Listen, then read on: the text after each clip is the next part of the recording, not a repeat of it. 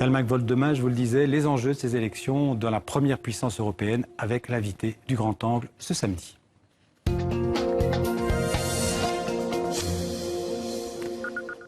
Bonjour Hélène Mière-Delacroix. Bonjour. Alors, vous êtes politologue, spécialiste de l'Allemagne, bien sûr, professeur à la Sorbonne. Vous avez publié de nombreux ouvrages sur l'Allemagne, et notamment le défi européen Histoire franco-allemande de 63 à nos jours. C'est aux éditions Presse du Septentrion. Alors, l'Allemagne, il faut le rappeler, c'est la première puissance européenne, environ 83 millions d'habitants. Et pourtant, c'est un pays qu'on connaît assez mal, un pays assez discret sur la scène internationale, malgré la forte notoriété d'Angela Merkel.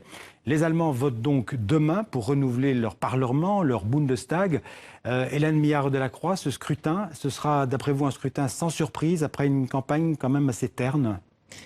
Alors, il n'y aura certainement pas de surprise au sens où le premier parti, enfin celui qui aura le meilleur résultat, sera celui d'Angela Merkel. Donc, logiquement, puisque c'est la règle en Allemagne, ce sera elle qui sera appelée à former un gouvernement. Sauf qu'elle aura vraisemblablement entre 30 et 35% des voix, donc pas 50%. Voilà, ce qui veut dire qu'elle reculera d'ailleurs par rapport à 2013. Aussi. Voilà, donc ça veut dire que c'est là que la surprise va venir, c'est-à-dire quel va être le rapport de force de ce Bundestag, puisque comme l'Allemagne a un régime parlementaire strict, c'est le rapport de force exact dans la population qui donne au Bundestag, et après, il faut qu'elle ait un Parlement qui puisse la soutenir pour toutes ces lois. Donc il faut qu'elle soit sûre d'une majorité de 50%, donc avec des alliés. Voilà, on va parler des majorités possibles et des coalitions après les élections. Mais d'abord, quels ont été les thèmes dominants de cette campagne en Allemagne? C'est l'économie, c'est l'accueil des réfugiés? Pas grand-chose en fait. On a l'impression qu'il n'y a pas eu de campagne. C'est-à-dire que d'abord, on est à un moment de l'année où ça fait pas très longtemps que les gens sont rentrés de vacances. Et la chancelière d'ailleurs elle-même est rentrée de vacances fin août. Donc il n'y a pas eu vraiment de campagne. On a eu beaucoup de la part de la gauche modérée, c'est-à-dire des sociodémocrates, le thème de la justice sociale qui a essayé d'être poussé en avant. La chancelière, elle, a déjà procédé de la façon précédente, enfin lors des scrutins précédents. C'est-à-dire qu'elle a dit: faites-moi confiance, nous voulons continuer à faire une Allemagne sûre et donc un endroit où nous vivons bien. Il n'y a pas une usure, Angela Merkel? Alors c'était assez étonnant. Vous savez, l'usure, elle peut venir de la personne qui fatigue. Ou alors parce que ça pousse, parce qu'il y aurait d'autres candidats. Il n'y a pas beaucoup d'autres candidats qui poussent suffisamment. Martin Schulz, que l'on voit à l'écran, est tout à fait sympathique, mais il n'a pas du tout percé dans les sondages. Et Angela Merkel, finalement, elle offre assez peu de surface sur laquelle on peut l'attaquer. C'est-à-dire qu'elle est assez lisse, si vous voulez, et tout ce qui se passe bien en Allemagne et qui est donc mis à son crédit, est considéré comme c'est pas mal quand on compare avec les pays voisins. Alors il y a eu la question des réfugiés, évidemment, qui pourrait, comment dirais-je, venir peser dans le résultat du vote. Il faut rappeler qu'en 2 ans, l'Allemagne a accueilli plus d'1 million 200 000, je crois, réfugiés. Après l'ouverture des frontières, donc en 2015, plusieurs milliards d'euros aussi dépensés pour l'hébergement et la formation de ces réfugiés, qui sont majoritairement syriens. Quel bilan? Avant d'en parler avec vous, on va voir le bilan 2 ans plus tard. Les réponses avec Annick Capel de la RTBF. Depuis 2015, le pays a accueilli plus d'1 million de réfugiés et l'État n'a pas lésiné sur les moyens.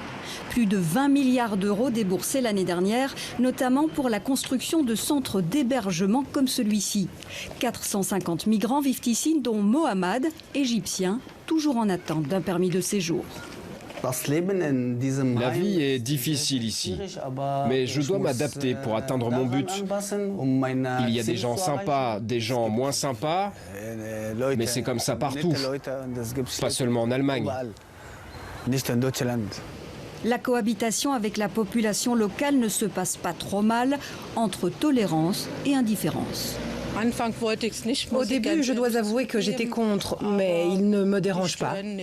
Absolument pas. Mais chez certains, l'animosité est manifeste. Il a fallu abattre des arbres pour les installer. Ils font de la crasse partout. La nuit, ils font du bruit. Et ça va influencer votre vote? Oui. Dans ce quartier, l'année dernière, un électeur sur 5 a voté pour les nationalistes de l'AfD, l'extrême droite, en embuscade avant le scrutin de dimanche.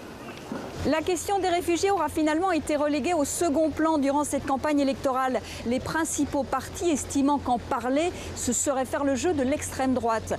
Dans l'esprit de beaucoup d'Allemands aujourd'hui, la crise migratoire est sous contrôle et s'apparente plus à un défi qu'à un problème. Malgré tout, Hélène Millard-Delacroix, cette question de l'islam, des réfugiés, même s'il ne faut pas nécessairement mélanger les deux, ce sera un peu le carburant qui va, on imagine, faire progresser l'AfD. En effet, c'est très clairement le carburant de l'AfD aujourd'hui, parce que si on se rappelle, ce parti AfD, il est très très récent, et il y a 3 ans, il ne parlait pas du tout des immigrés, mais il était contre l'Europe. Il a été créé en 2013. Exactement, il a été créé pour sortir de l'euro, et c'était plutôt un parti de gens des milieux économiques qui disaient nous ne voulons pas payer pour les autres, et après ça a été relayé, si vous voulez, dans la population par toute cette image de les paresseux du sud de l'Europe qui viennent nous voler notre bon argent d'Allemands sérieux. Et progressivement, oui. Pas progressivement, c'était vraiment très très rapide au moment de la non-fermeture des frontières, parce que Angela Merkel n'a pas ouvert les frontières, elle a refusé de les fermer comme le faisaient les Hongrois.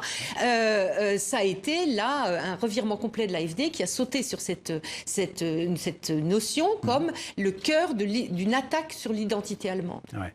Mais l'AfD, on le sait déjà, ne participera probablement pas à la future coalition. Alors ça, on peut dire que c'est exclu. Ça, s'il y aura bien une surprise qu'il n'y aura pas lieu, ce serait qu'un gouvernement soit formé avec l'AfD.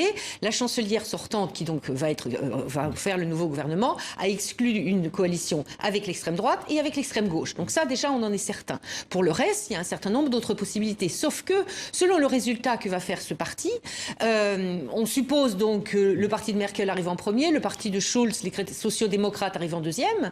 Si c'est l'AfD qui arrive en troisième, ça voudrait dire que les chefs de l'opposition, on peut imaginer, soit l'extrême droite qui entre pour la première fois depuis l'existence de l'Allemagne fédérale depuis 1945. Quelles seraient là où les coalitions les plus probables après-demain? Ce serait une reconduction de la coalition actuelle, c'est-à-dire Merkel avec le SPD? Alors ça va dépendre vraiment des résultats, des rapports de force. C'est pour ça que c'est pas encore très certain qu'on sache demain soir exactement comment va être le gouvernement, parce qu'un gouvernement, il est formé après des négociations. Ils doivent négocier avec plusieurs possibilités, plusieurs options, et ça dure très longtemps. Donc ça pourrait être avec le SPD, ça peut être avec le SPD, ça peut être avec les Verts, mais pas tout seul, puisqu'ils ne sont pas suffisants. Alors noir-vert, comme on dit que c'est la couleur noire, hein, les chrétiens démocrates, le noir c'est la couleur des partis chrétiens. Noir-vert, ce serait possible, sauf que arithmétiquement, on pense que ça ne va pas suffire. Il faudrait rajouter les libéraux. Alors il faut rajouter les libéraux, sauf que les libéraux et les Verts se font une guerre de tranchées depuis 15 jours. Donc politiquement, ça devient très dur. Donc politiquement, ça devient très très dur. Les Verts sont pour certains investissements publics, alors que les libéraux qui représentent plutôt le libéralisme et l'individualisme disent il n'en est pas question. Il est possible donc qu'on leur conduise la coalition actuelle, qui est un peu étrange, qui est un centre-gauche plus un centre-droit. Un mot tout de même sur l'Allemagne réunifiée depuis 25 ans. 25 ans après cette réunification, l'Allemagne, elle reste toujours divisée entre l'Allemagne de l'Ouest et l'Allemagne de l'Est. Il y a un vrai clivage. Alors, il reste des clivages. Si vous vous promenez en Allemagne, vous ne verrez pas beaucoup de différence parce qu'il y a eu une modernisation énorme des régions orientales de l'Allemagne. Mais il y a une vraie différence encore de culture politique. Et on voit, notamment sur cette question-là, et on voit donc les effets à très très long terme finalement de ce qu'a été la prégnance du socialisme dans toutes les régions d'Europe centrale. Parce que vous avez le même phénomène en Pologne, en Hongrie, en République tchèque, avec une relative réticence à adhérer complètement aux valeurs occidentales auxquelles on est habitué depuis 70 ans. Est-ce que l'Europe a été un enjeu de cette campagne électorale ou pas vraiment? Pas vraiment, pas directement. Je dirais c'est plus une question qui a touché les élites, avec notamment la question de savoir s'il fallait suivre ou pas ce qu'allait proposer le président Macron, on suppose, dans 2 jours, parce que ceux qui sont un peu informés savent qu'il y a un certain nombre de projets qui sont dans les tiroirs, tout à fait prêts, entre la France et l'Allemagne, pour lancer une offensive du côté de l'Europe. Sauf que le président Macron, il va peut-être pas avoir en face de lui exactement la combinaison de forces, la constellation de forces qui serait prête à aller très loin dans le sens d'une institutionnalisation, si l'on veut, d'une gouvernance européenne et de la zone euro. La coalition qui sera au pouvoir en Allemagne après-demain, elle aura évidemment une influence sur la politique européenne de l'Allemagne. Bien sûr. Voilà. Les Allemands votent pour eux-mêmes, mais ça nous intéresse tous parce que la majorité qui va sortir des urnes risque d'être plus ou moins disposée à faire des progrès en Europe ou pas. Quand on voit cette une du magazine Le Point, donc France-Allemagne en un seul mot, le pacte historique, ça veut dire que si Merkel reste chancelière, ça peut signifier une relance, comme vous venez de l'évoquer, je dirais de la puissance politique de l'Europe. Tout à fait. Là, on a tous les éléments d'un alignement de planètes, si vous voulez, de constellation absolument unique, depuis très très longtemps, depuis de nombreuses décennies, de volonté et de possibilité de pousser un projet qui entraîne les autres. Les Britanniques qui est donc le 3e grand partenaire, si vous voulez, est en retrait.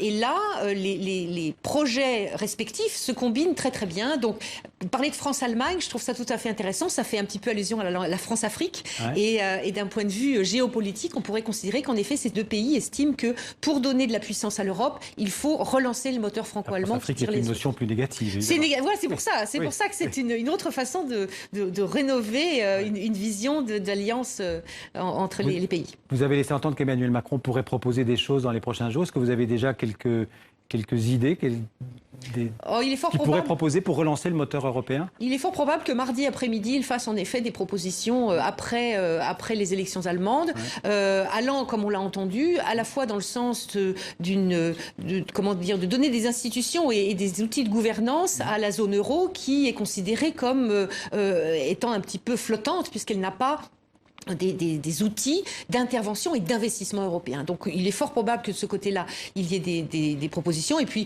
j'espère qu'il y a aussi peut-être d'autres petites choses dans les tiroirs en matière de défense, d'éducation. Ce serait bien. On peut dire aussi, et ce sera le dernier mot sur les questions économiques, c'est qu'il y a une sorte de connivence entre la France d'Emmanuel Macron et l'Allemagne d'Angela Merkel, puisqu'il y a à peu près la même vision, je dirais, économique de l'Europe. C'est-à-dire la souplesse dans le code du travail, le coup de ceinture budgétaire.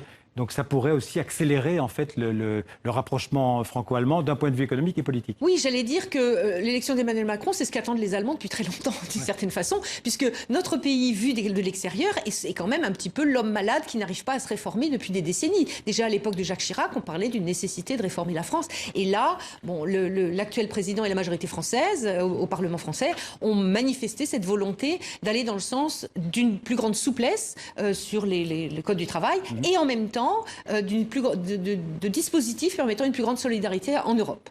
Merci beaucoup Hélène Millard-Delacroix pour toutes ces précisions. Donc c'est sur les élections allemandes et ce à quoi on peut s'attendre dans les prochaines heures. Bien sûr, on va suivre ça de très près sur TV5 Monde. Merci d'avoir été notre invité.